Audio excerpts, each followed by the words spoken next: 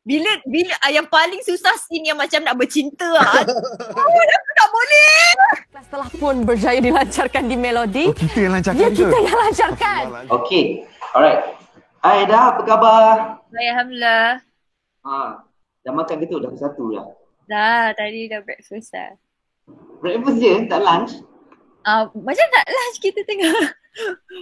Kan? Lepas. Okay, alright. So, comel sebenarnya. Apa ni, ramai yang puji ada jebat sangat comel dengan rambut pendek sekarang ni. Tak tahu, cuba tanya Remy. Comel tak Remy? Saya comel tak? Ada kan, Remy ada dengar tu.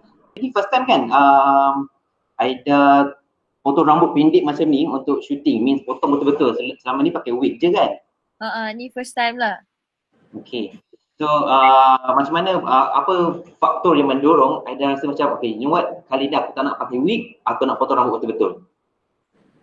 Bagi saya macam untuk dapatkan sebagai seorang pelakon tu, you kalau nak masuk dalam karakter tu, baju kena tepat.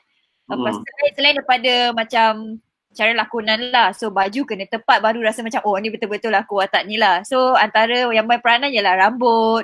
Sama juga macam contohnya macam kalau artis lelaki yang lain, kalau kita biasa tengok contoh Remy ke atau siapa-siapa yang berpengalaman, dia orang akan macam oh kalau cerita ni aku nak kena kurus ni macam ni sebab watak dia macam ni. Yang ni pula aku nak kena gemuk sebab macam tu lah. So ini antara cakap, it's not sacrifice lah tapi tanggungjawab.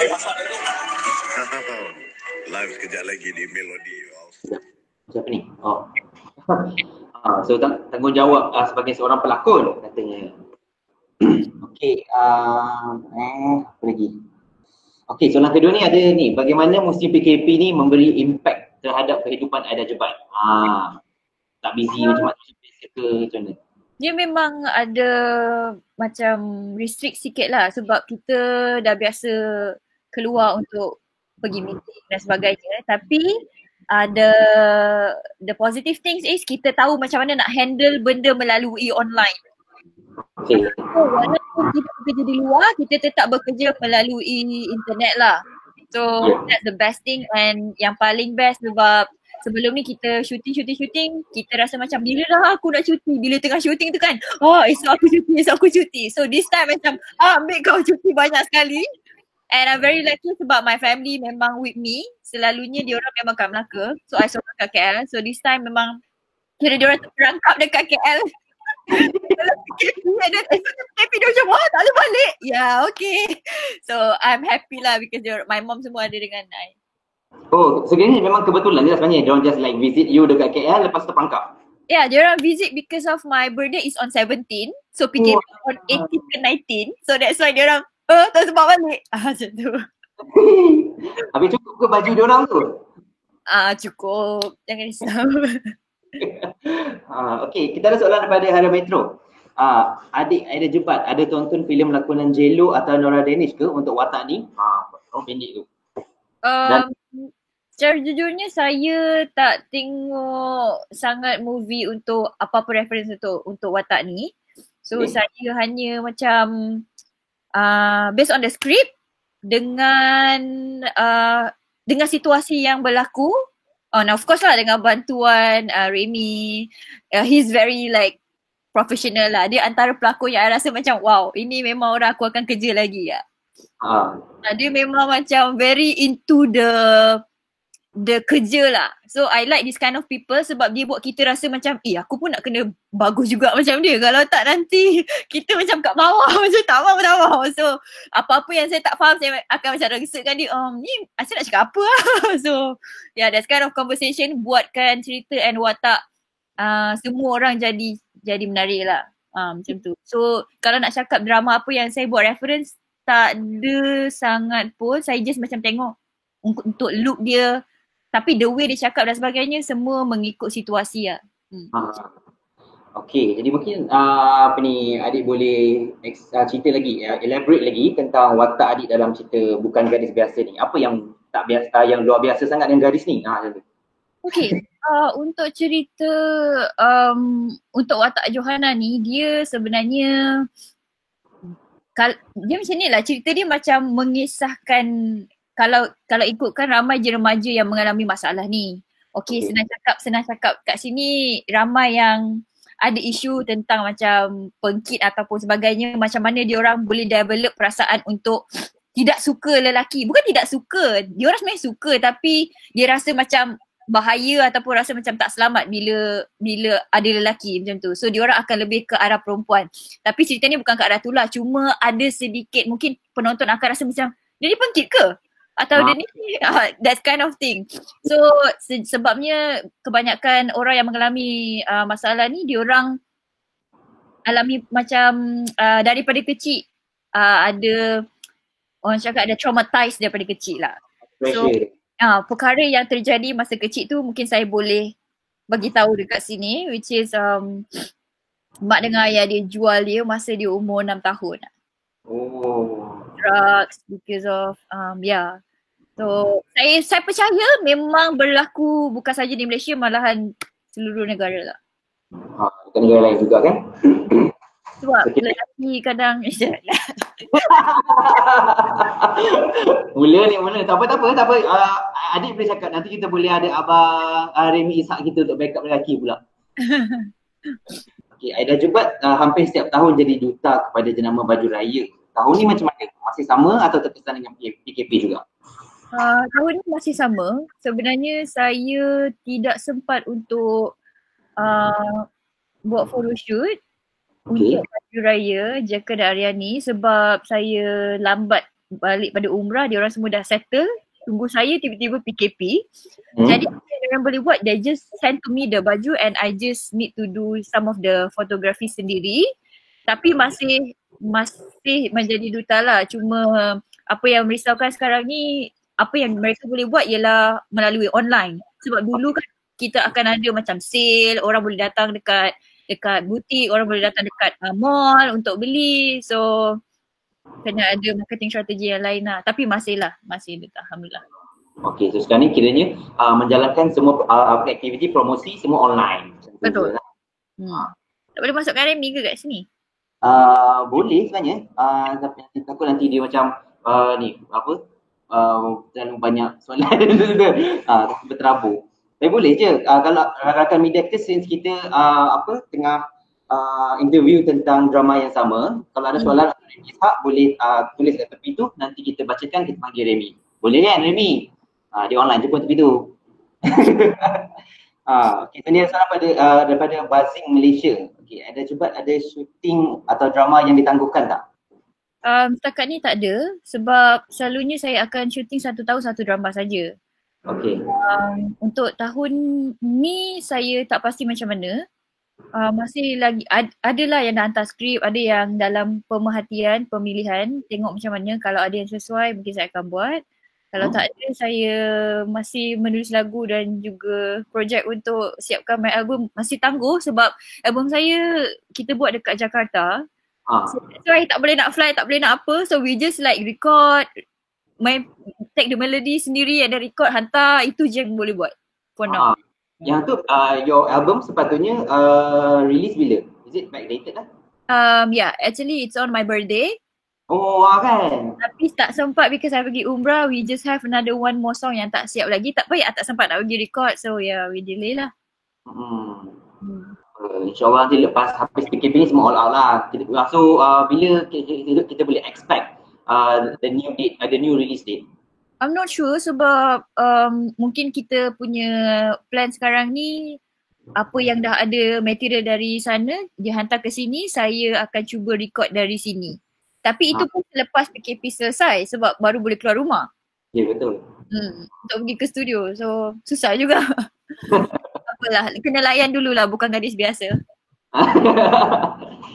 Okay, so speaking of bukan gadis biasa, bila start shoot dan berapa lama? Kita start shoot bulan 11. Akhir bulan 11 saya rasa, tak silap saya. 12, 1, 2 bulan 2 habis. 22 ke 23 macam tu lah kita habis syuting 3 bulan. And then satu pergi umrah dan dah. Lepas tu turun PKP. Masa syuting tu I rasa dia ambil masa dalam 3 bulan jugalah sebab plot cerita ni dia lain sikit. Dia bukan macam actually kita baru je tahu slot ni bersiaran untuk slot Akasia. Ya.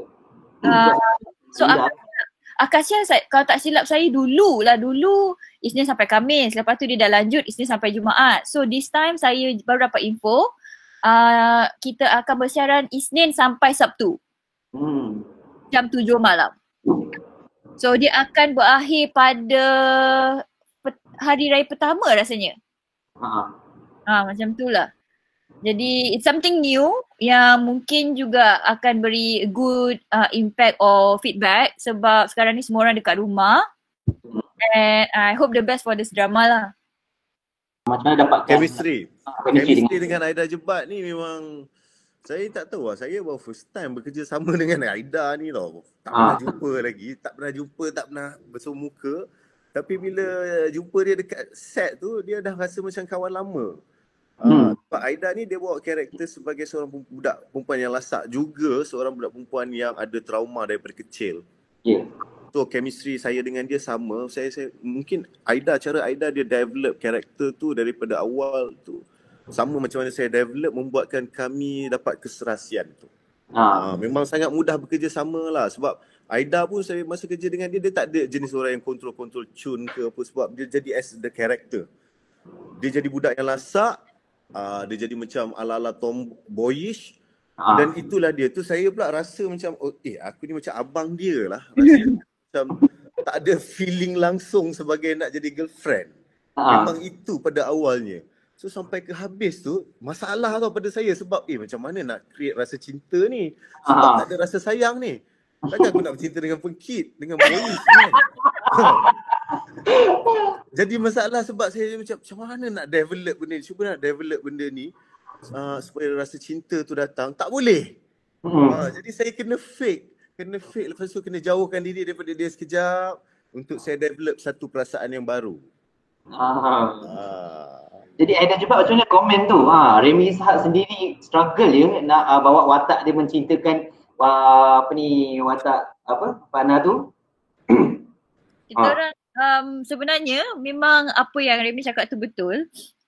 Bila kita dah macam kita selesa sebagai seorang pelakon dan dia tu anggap saya macam watak saya Jo. Macam anggap dia macam kau ni penyiasat lah. So Remy tu sebagai Ryan. So kita rasa macam bila yang paling susah scene yang macam nak bercinta aku tak boleh. Memang macam I tak pernah. Okay, to be honest, untuk scene-scene yang macam kena bercinta tu, saya bukanlah tak nervous tapi okay lah, aku tahulah macam mana nak buat. Tapi untuk watak ni, dengan Remy aku rasa macam kenapa aku macam tangan menggigil. Dia nak take tu macam belum ready. Macam mana ni? Macam tu lah perasaan dia. Mungkin sebab Remy dia memang in character. Kita pula macam mana ni? Sebab saya bukanlah watak pengkit tapi sebab dia macam tak percaya lelaki bila nak. Mungkin betul lah apa yang kita buat tu. Okay, tadi pun Remy ada sebut watak Joanna ni dia lasak kan. So macam untuk Aida sendiri, skala 1 hingga 10 berapa Aida bagi kelasakan dia? Dia sebenarnya bukanlah lasak macam, dia tak lasak fizikal sangat. Dia memang ada belajar macam boxing. Bab-bab tu kalau dia di-threaten ataupun dia rasa terancam baru dia jadi kira macam dia another person of Joe lah. So dia akan protect orang yang disayang. Tapi dia ni kasar dari dalam. Okay. Dia macam kalau keputusan aku buat ni aku je. Macam tu. Cara dia cakap ataupun cara dia bawa diri dia taklah macam sekasar mungkin pengkit-pengkit luar. Cuma hati dia lah macam keras sikit macam tu lah. Nasib baik nak jumpa Ryan.